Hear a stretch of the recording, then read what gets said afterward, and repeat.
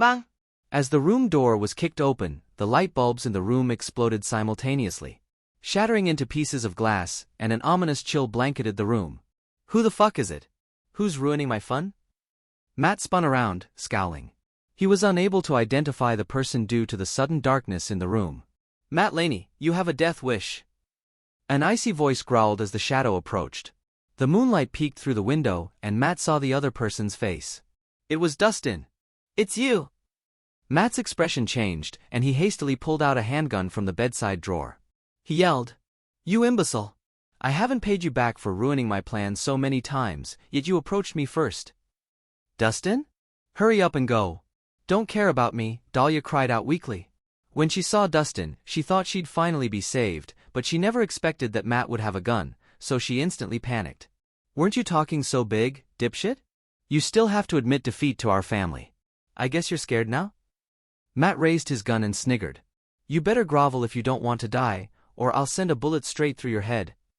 Grovel? As if you're worthy of that. Dustin glared at the other man.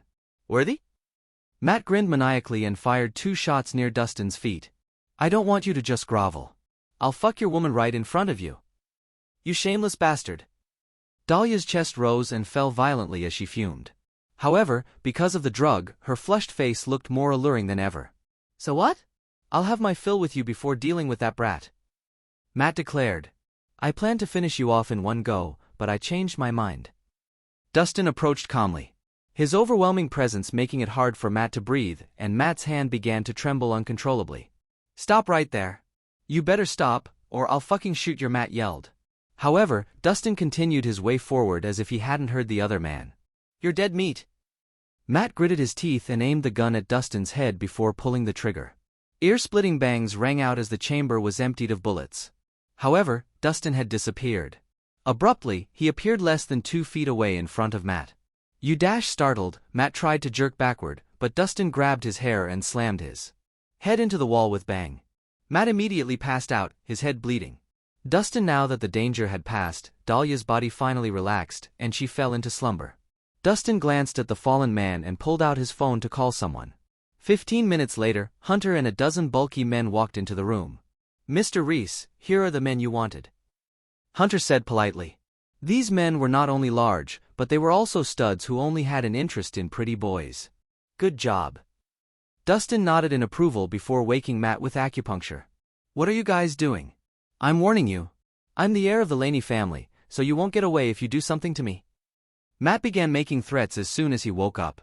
Mr. Laney, I purposely asked these men to serve you. Enjoy. Dustin gestured with his hand, and the men instantly pulled Matt away, beaming sinisterly. Let me go. Matt paled, terrified. I'm sorry, Dustin. Please forgive me. I won't do it again. Matt shrieked before being hauled into a car. All that awaited him was pain and misery. Mr. Anderson, tell your men to take good care of him. I want him to suffer as much as possible. Dustin ordered coldly. No problem. Hunter promised before leaving. Matt's ass was going to be gaping after tonight for what he did to Dustin's woman. After everyone left, Dustin walked over to the bed and began applying ointment to Dahlia's wounds. Dustin. I'm sorry. Dahlia finally mumbled the long-awaited apology dazedly. Dustin's body stiffened, and a sense of loss glinted in his eyes. After a second, he shook his head and continued applying the ointment. All of a sudden, the door opened again with a boom. Florence, James, and many others barged into the room, their faces darkening as they spotted Dahlia's unconscious body. Rhys! How dare you touch my daughter, you despicable man! I'll kill you! Florence darted forward to slap Dustin, but the man grabbed her hand with ease. What? Are you going to strike me back? You disgusting asshole! Furious, Florence kicked Dustin in the shin instead. The man frowned but didn't fight back. Call the police right now. We need to arrest this motherfucker. That's right. A hypocritical asshole like him should be in jail. Several people shouted, and James pulled out his phone to call the police. It doesn't matter whether you believe me or not, but this has nothing to do with me, Dustin stated. Indifferently. Bullshit! Why would she be here if you didn't kidnap her? Florence shouted, glaring at him. Exactly.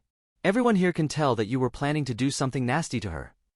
You dare to defend yourself even though we caught you in the act? I guess you refuse to give in until the end.